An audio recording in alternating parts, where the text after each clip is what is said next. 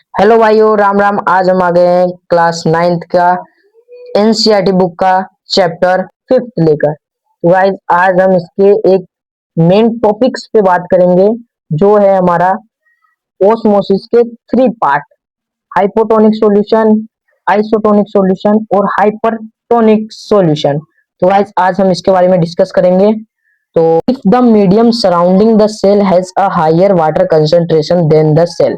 इस लाइन का मतलब क्या है? एक सेल है, वो एक बीकर के अंदर है, मतलब एक बीकर के अंदर है, एक सेल है, उसके चारों ओर क्या है? हायर वाटर कंसंट्रेशन वाले पानी। सेकेंड है अपना आइसोटोनिक सॉल्यूशन। आइसोटोनिक सॉल्यूशन में क्या होता है? If the medium has exactly the same water concentration as the cell.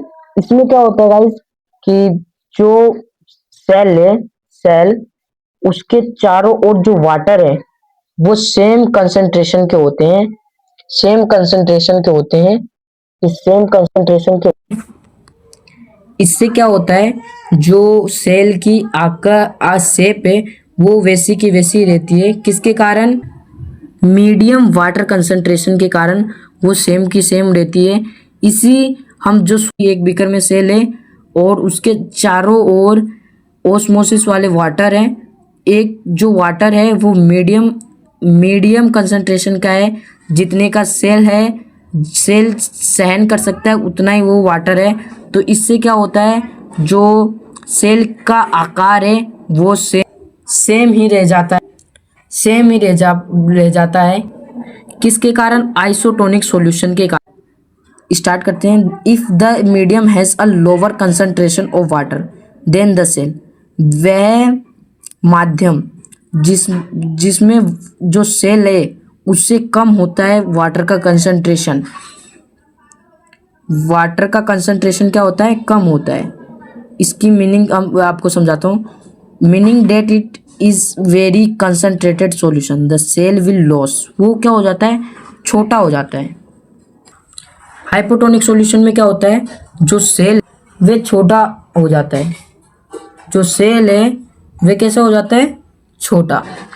इसी को हम क्या बोलते हैं? Hypertonic solution. इस तीनों को समझा देता हूँ। सिंपल सी लाइन आपको एक याद रखनी है: higher water concentration, medium water concentration और लोअर वाटर कंसंट्रेशन। जिसमें हायर होगा उसमें क्या हो जाएगा? फूल जाएगा, सेल जो है वो फूल जाएगा। उसी को हम क्या बोलेंगे? Hypotonic solution. और जो मीडियम रहेगा उसमें सेल सेम ही रहेगा, सेम ही आकृति का रहेगा, उसको बोलेंगे आइसोटोनिक सॉल्यूशन। और जो लोअर रहेगा, सेल से कम रहेगा, वो हो जाएगा हाइपरटोनिक सॉल्यूशन। तो आई होप आपको ये समझ आया हो। तो अब मेरी वीडियो आपको अच्छी लगे तो लाइक एंड सब्सक्राइब। इस तीनों को समझा देता हूँ। सिंपल सी लाइन आपको एक याद रखनी है: higher water concentration, medium water concentration और लोअर वाटर कंसंट्रेशन। जिसमें हायर होगा उसमें क्या हो जाएगा? फूल जाएगा, सेल जो है वो फूल जाएगा। उसी को हम क्या बोलेंगे? Hypotonic solution. और जो मीडियम रहेगा उसमें सेल सेम ही रहेगा, सेम ही आकृति का रहेगा, उसको बोलेंगे आइसोटोनिक सॉल्यूशन। और जो लोअर रहेगा, सेल से कम रहेगा, वो हो जाएगा हाइपरटोनिक सॉल्यूशन। तो आई होप आपको ये समझ आया हो। तो अब मेरी वीडियो आपको अच्छी लगे तो लाइक एंड